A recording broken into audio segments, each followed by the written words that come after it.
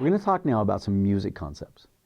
Don't be afraid, but this is going to sound very music-y. I'm going to talk about stuff like flats and sharps and stuff like that.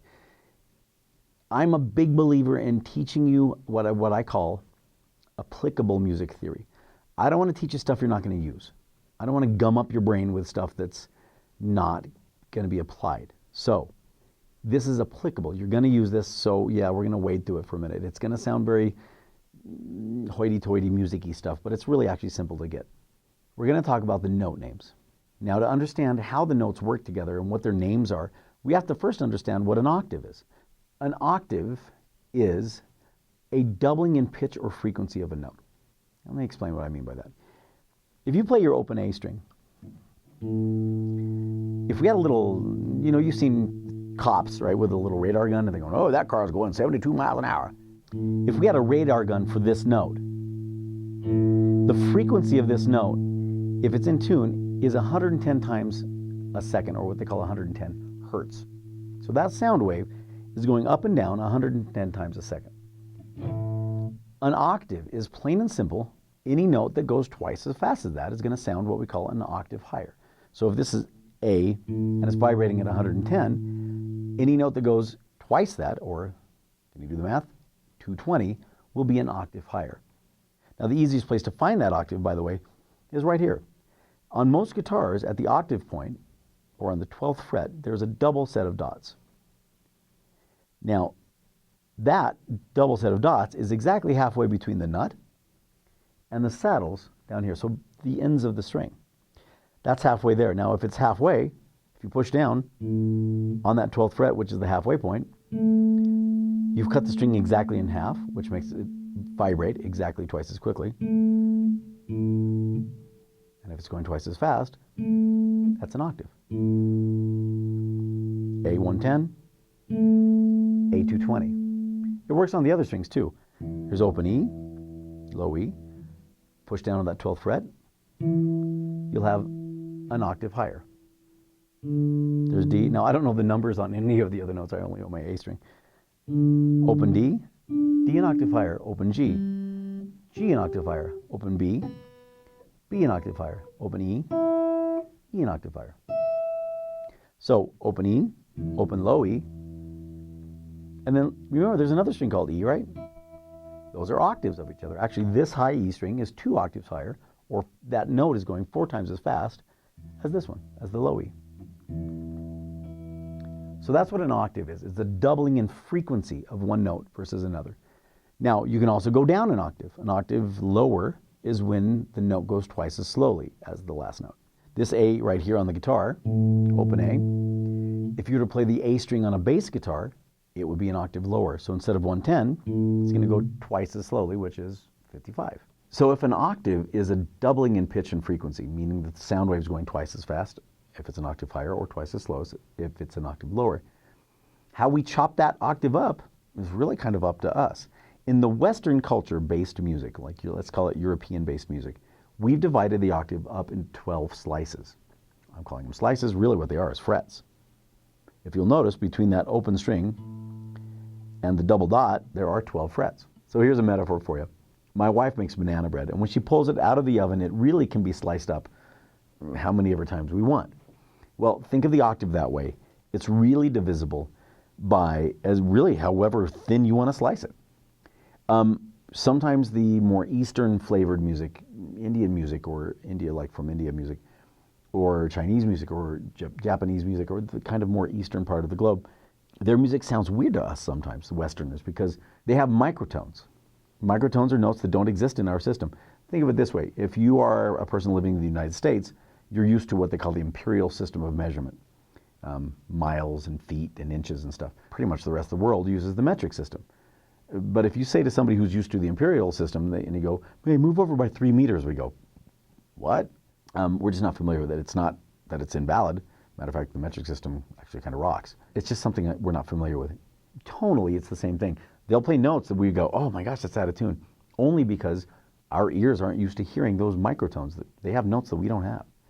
But let's focus on the Western-based stuff, since that's what the guitar is. It's a Western instrument. It's got a subdivision, then, of the octave by 12 half steps, or frets, or slices, if you will. And each one of those frets has a name. Now, most cities have street names. Elm Street, Sycamore Avenue, whatever. Each fret on each string has a name, just like a street would. But instead of tree names, they're alphabet letters. So in the street names, if you will, of the frets, there are 7 alphabet letters, A, B, C, D, E, F, G. Now, if you know piano at all, those are the white notes on a piano, A, B, C, D, E, F, G. If you know piano at all, though, also, you recognize that there are 5 different black notes, black keys. That's a band. Why, yes it is, Dave. I wonder if they named it after that. I'm thinking so. Anyway, there are 5 black keys spread out between those 7 white keys. That's what we call the flats and the sharps. Now, let me explain how that works. Kind of think of it this way. If the note A and the note B had a baby, let's say Angela and Brad had a baby. They got married, very happy, and they had a little baby. That black note is the baby, and it has DNA from both mom and dad. You could consider that black note to be what we call A sharp, or 1 up from A, or B flat, 1 down from B. So Angela sharp, Brad flat. Same thing for, let's say, C to D. Here's the note, the white note C, here's the white note D. In between them is the black note C sharp or D flat. The trick is remembering where the gap is, because there are only 5 black notes, but there are 7 white notes. There are 2 places then that don't have a black note between them, 2 alphabet letter sandwiches that don't have the black key. Those 2 places, this is the way I remember it, and I hope you remember it too. This way it will probably work, and I hope I don't offend anybody. They're the gay notes. The gay notes, I call them. Let's say that, again, Angela and Brad have that baby, right? Angela sharp, Brad flat, A sharp, B flat. Well, if Brad and Chad get married, they're not going to have any biological babies. So there is no black note in between them. Brad and Chad. Also the same is true between E and F. Eduardo and Francisco. Why I made them Latinos, I don't know. But I was teaching this thing a few years ago, and the person I was sitting across from just did not get it. I couldn't remember where the gap of the black note was, and I made this up, and it clicked, and it's clicked for hundreds of students since then. So I hope I'm not offending anybody, but it works. So the gay notes, Brad and Chad, Eduardo and Francisco. B and C, E and F, there's no flat or sharp in between them. By now you know me, I'm not going to try to teach you anything unless we can apply it. I believe in practical application of music theory. And this is what this is music theory. But don't be afraid. So check it out. Here's the neck of the guitar, right? Remember what the names of your strings are? It was a long time ago, but you should have them memorized by now.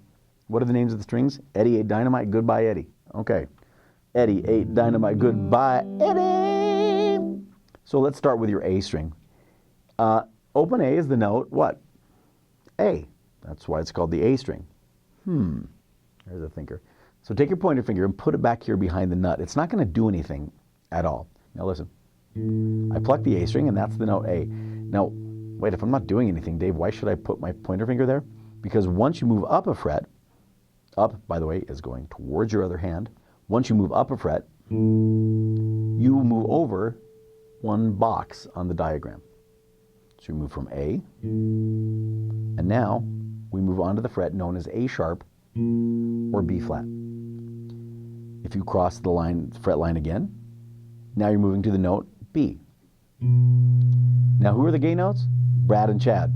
So we go from B, and now we move to the note C.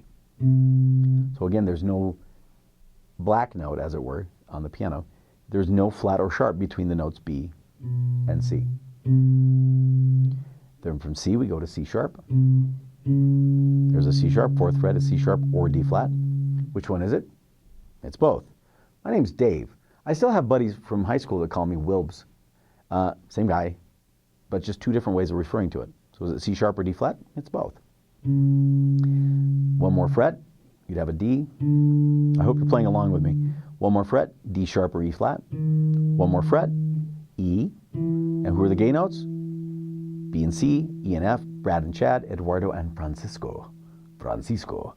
Oh, here it comes. There's an E. So the next fret, F. Here's 1 more time. We're going to go up to F sharp, or also known as G flat.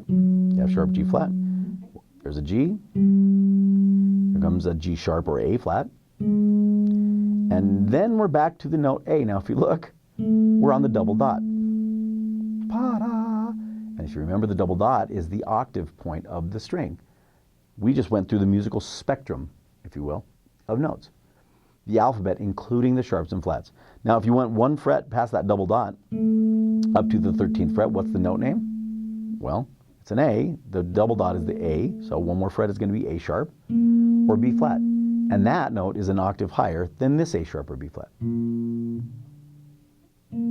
So it's almost like the nut is here on that 12th fret, and it starts over and starts moving up from there. So A sharp or B flat, B, C, etc. Everything's an octave higher than it was down here. So here's the million-dollar question. Why did we start on the note A? Well, because that's the name of the string. If you start on your E string, take your pointer finger, low E string, we're going to put that pointer finger back behind the nut. What note is that? If we play the low E string and the finger's back behind the nut, we get an open string. What note is that? It's the note E, because it's the E string. So E, bring it up to your first fret. Eduardo and Francisco, there's an F. Next note is F sharp or G flat. Next note is G. Next note is G sharp or A flat. The next note is A. The next note is A sharp or B flat. Next note is B. Brad and Chad. So here's B. Next note is C. Here's C sharp or D flat. Here's the note D. Here's the note D sharp or E flat. And then we're at the double dot again, which is the note E, which is an octave higher than that E. So there's the double dot. If we kept going, Eduardo and Francisco, there's an F, F sharp, G flat, G, etc. So you could learn the note names of all the strings, and that's fine if you want to do that. However, I'm going to suggest starting on these lowest two strings, the low E string and the A string. Why? Well, because remember, I'm not going to teach you anything unless you can use it.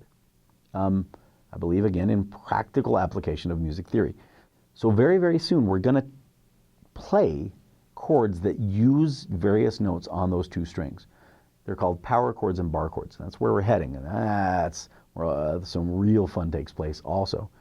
But to make a successful bar chord or power chord, it's really combining two things. Well, your physical ability to play the chord, but there's also the mental ability to say, oh, well, I know where the note F sharp is. Sure, Dave, it's right here. And I'm going to play the power chord or bar chord that kind of builds off of that bottom note, or what's called the root. But we're going to get into that soon.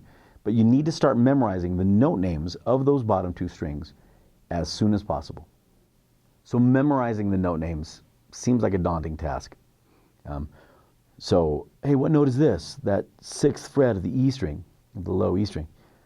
Oh, well, I don't know. Here's E back here. Let's see, Eduardo, Francisco. So E, F, F sharp, G flat, G. By the way, I know these. I'm pretending to be you. So G sharp or A flat, and then A sharp or B flat. A sharp or B flat. That's fine if you want to do it that way. That's great. It's valid information. But it's going to be hard to memorize. Here's something that I came up with a few years ago, sitting across from somebody in a lesson, and they were having a hard time remembering the note names, which is really necessary to learn power chords and bar chords, which we're heading towards. And it dawned on me, just out of the blue, that the dots, we can use the dots as basically landmarks to help us figure out what notes are. So you're walking down the street, beep, beep, beep, beep, beep, all of a sudden, kapow, somebody knocks you in the back of the head. You're like, oh! You wake up, surrounded by, let's say, sand dunes. Oh my gosh, where exactly am I? You climb to the top of one of the dunes, and off in the distance you see some, triangular, or better yet, pyramidal shapes. That's the pyramids. Now, you don't know exactly where you are, but you can get close. You can use your cell phone and say, hey, somehow I ended up in Egypt. What we're going to show you now is that you can use the dots. If you memorize what the dots are, you can use those dots to kind of get the neighbor notes of those dots. For example, if you know that this third dot, most guitars it's the third dot, it's on the 7th fret. Some guitars, it's weird, mine doesn't, but some guitars have a dot on the 1st fret. So I'm talking about the dots placed on the 3rd, 5th, and 7th frets, and that's, which is most guitars have. And then there's one on the 9th fret, which we're not going to use. If you know that that 7th fret is the note B, well, you can find out what that note right next to it is on either side. So if this note's a B, one back from B is the letter B flat. One forward, Brad and Chad, is the note C. You can use the dots to help you quickly get to notes without having to count up from the nut. Well, this is an E, F, F sharp. First 3 dots, first 3 strings, they follow the alphabet. Now it's the musical alphabet, which of course only has 7 notes in it. A, B, C, D, E, F, G, A, B, C, D, E, F, G. So sure enough, it follows the alphabet, but it follows the alphabet starting on G. So that 3rd fret of the E string is the note G. Next dot is the note A. Next dot is the note B. So G, A, B. Next string, the 3rd fret, which is the first dot, is the next letter of the alphabet, which is G, A, B on the low E string. The next letter of the alphabet is C. So C, D, E. Next string, first dot is F, G, A. So here's what it sounds like. G, A, B, C, D, E, F, G, A. G, A, B, C, D, E, F, G, A. Now, it turns out I lied to you. I told you I'm never going to teach you any information that you're not going to immediately use. Well, I just did, because we're not going to use the D string for quite a while to base chords off of. But since it just keeps following the alphabet, I thought I'd sneak that in. But really, we're focused on the low E and A strings, and how easy is that? G, A, B, C, D, E. So, oh, I need to find a C sharp. Okay, well, G, A, B, next string is C, and go up 1, C sharp. Now find me an E flat. All right, G, A, B, C, D, E, back by 1 is E flat. What about the note G flat? G flat. What about G sharp? G sharp. It's just a way faster way of learning those notes on the low E and A strings, and even the D string, but we're not going to use that just yet.